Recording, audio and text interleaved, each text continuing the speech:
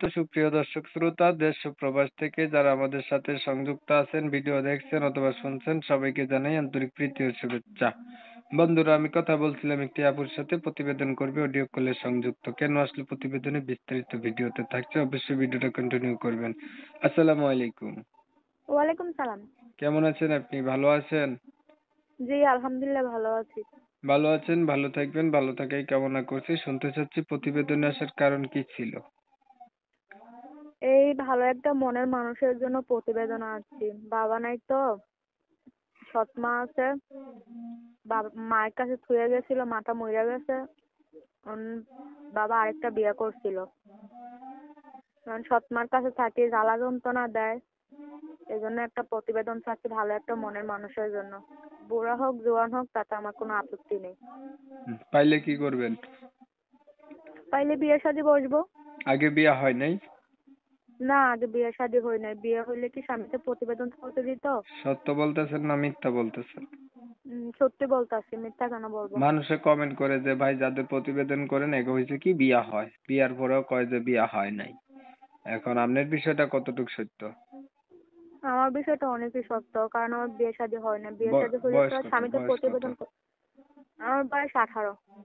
লেখাপড়া করছেন আপনি? লেখাপড়া ক্লাস 8 পর্যন্ত করছি। কোরআন শরীফ পড়তে পারেন? জি, আলহামদুলিল্লাহ পড়তে পারি। নামাজ পড়া হয়নি? নামাজ পড়েন? জি, নামাজ পড়ি।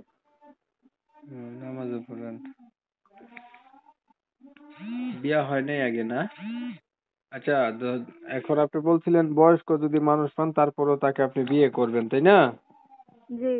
এখন আপনার যেহেতু বিয়ে হয় নাই, আপনি অবিবাহিত মানুষ, আপনি বিবাহিত মানুষ বা বয়স্ক মানুষ কেন বিয়ে করবেন? আপনি আপনার মতো কম বয়সের একটা মানুষকে বিয়ে করবেন, বুঝছেন? কি করবো, গরিব শরীফ মানুষ, যৌতুকের জন্য কেউ বিয়ে শাদী করে না। আর অনেক দুঃখ কষ্ট পেয়ে প্রতিবেদন আছে। সৎ মা অনেক জ্বালা যন্ত্রণা দেয় তো, এই জন্য। আচ্ছা, মানে সৎ মায়ের জ্বালা যন্ত্রণা, এখন আপনি যেমন মানুষই পান যে আপনার সুখে দুঃখে পাশে থাকতে দায়িত্ব নেই, এমন মানুষ পেলে আপনি বিয়ে করে লাইবেনই তো? জি। ঠিক আছে, আপনার বিষয়টা আমি একটু ক্লিয়ার করছি। প্রিয় দর্শক শ্রোতা, শুনছিলেন আমি কথা বলছিলাম, এই আপুটি দেখতে কিন্তু চমৎকার সুন্দর। ওনার লেখাপড়াও আছে, ক্লাস 8 পর্যন্ত কোরআন শরীফও পড়তে পারে, নামাজও পড়ে। তো সমস্যা হচ্ছে ওনার বাবা আজকে বেঁচে নাই, মাও নাই, সৎ মায়ের কাছে থাকে, অনেক কষ্টে আছে। চাচ্ছে একটা মানুষ যেমন হোক তেমন হোক ওনার এই দুঃখের ভাগিদার হইলে উনি বিয়া করে লাইবো, সৎ মার জ্বালা যন্ত্রণা ওনার ভালো লাগে না আর কি। তো আমি হচ্ছে কমিউনিটি গাইডলাইনের কারণে এই সুন্দরী আপুটির নাম ঠিকানা নিতে পারি নাই, দুঃখ প্রকাশ করছি। তো উনার উদ্দেশ্য মনের মতো মানুষ, যারা উনার মনের মানুষ হইতে চান বা উনাকে পাইতে চান বা উনার সাথে কথা বলতে চান, তারা হচ্ছে উনার সাথে যোগাযোগ করবেন। উনার নাম্বার আমি ভিডিওর স্ক্রিনে দিছি। যদি ভিডিও ভালো লাগে একটু লাইক টাইক দিয়েন, শেয়ার দিয়েন, ইমো মেসেঞ্জারে ছড়াই দিয়েন, আপনাদের মতামত কমেন্টে জানান। চ্যানেল ভালো লাগলে সাবস্ক্রাইব করে রাখেন। অনেক সময় নিয়ে ভিডিও দেখছেন, ধন্যবাদ সবাইকে। সবাই ভালো থাকবেন, সুস্থ থাকবেন, আল্লাহ হাফেজ।